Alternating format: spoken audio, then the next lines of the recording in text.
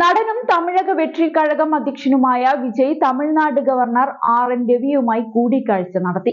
പ്രധാനമായും 3 ആവശ്യങ്ങളാണ് വിജയ് ഉന്നയിച്ചത്. ക്രമസമാധാനം ഉറപ്പാക്കണം, സ്ത്രീ സുരക്ഷയ്ക്കായി നടപടി സ്വീകരിക്കണം, വെള്ളപ്പൊക്കമുണ്ടാക്കിയ കെടുതി നേരിടാൻ കേന്ദ്ര സഹായം കിട്ടാൻ ഇടപെടണം എന്നീ ആവശ്യങ്ങളാണ് നടൻ വിജയ് മുന്നോട്ട് വെച്ചത്. അണ്ണാ യൂണിവേഴ്സിറ്റി ക്യാമ്പസിൽ വിദ്യാർത്ഥിനിക്ക് നേരെയുണ്ടായ ലൈംഗികാതിക്രമത്തിന്റെ പശ്ചാത്തലത്തിലാണ് അദ്ദേഹം ഗവർണറുമായി കൂടിക്കാഴ്ച നടത്തിയത്.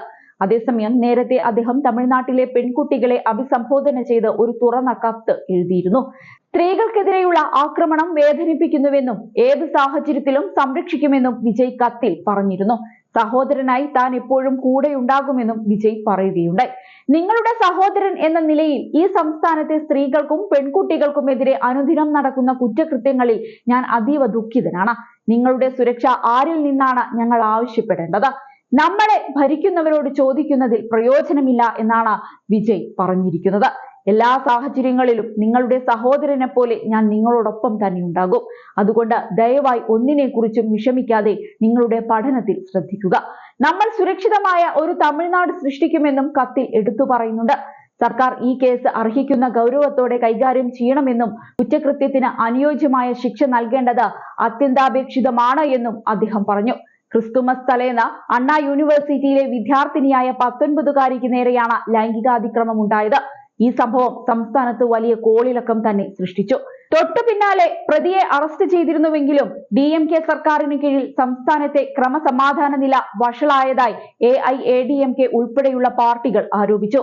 കഴിഞ്ഞ ദിവസം അണ്ണാ സർവകലാശാല ബലാത്സംഗ കേസിൽ പ്രത്യേക സംഘം അന്വേഷിക്കണമെന്ന് മദ്രാസ് ഹൈക്കോടതി പറഞ്ഞിരുന്നു. 3 മുതിർന്ന വനിതാ IPS ഉദ്യോഗസ്ഥർ സംഘത്തിലുണ്ട്. അതേസമയം വിദ്യാർത്ഥികളുടെ സുരക്ഷ വർദ്ധിപ്പിക്കാൻ അണ്ണാ സർവകലാശാല നടപടികൾ സ്വീകരിച്ചു.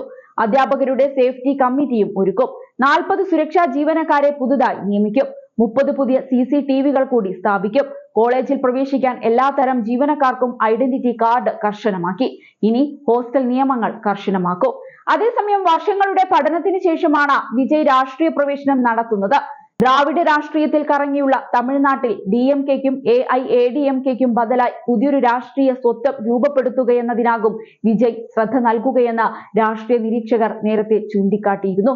വിജയുടെ രാഷ്ട്രീയ പ്രവേശനത്തെ വില കുറച്ച് കാണേണ്ടതില്ലെന്നാണ് രാഷ്ട്രീയ തന്ത്രജ്ഞനായ പ്രശാന്ത് കിഷോർ നേരത്തെ പറഞ്ഞത്.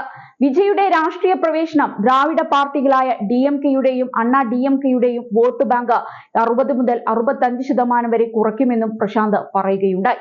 ദ്രാവിഡ പാർട്ടിയുടെ വോട്ട് വിഹിതം ഒരു കാലത്ത് 80%-ൽ കൂടുതലായിരുന്നു. ഇപ്പോൾ 70%-ൽ താഴെയായി. വിജയ് എത്തുന്നതോടെ ഇത് 60%-ഓളം കുറയും.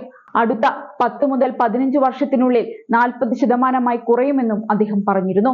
ആരാധകർക്ക് അപ്പുറത്ത് പ്രമുഖരായ വ്യക്തികളെ പാർട്ടിയിലേക്ക് അടുപ്പിക്കാനാകുന്നില്ലെന്നതാണ് TVK നേരിടുന്ന പ്രധാന വെല്ലുവിളി. വിജയ് ഒഴികെ TVKയിലെ ഏറ്റവും ശ്രദ്ധേയനായ വ്യക്തി ബ്ലസി ആനന്ദ് മാത്രമാണ്. എന്നാൽ യുവതയെ ആകർഷിക്കണമെങ്കിൽ സമൂഹത്തിൽ പ്രഗത്ഭരായ വ്യക്തികളെ പാർട്ടി കൊടിക്കീഴിൽ അണിനിരത്തണമെന്ന് രാഷ്ട്രീയ നിരീക്ഷകർ ചൂണ്ടിക്കാട്ടുന്നുണ്ട്.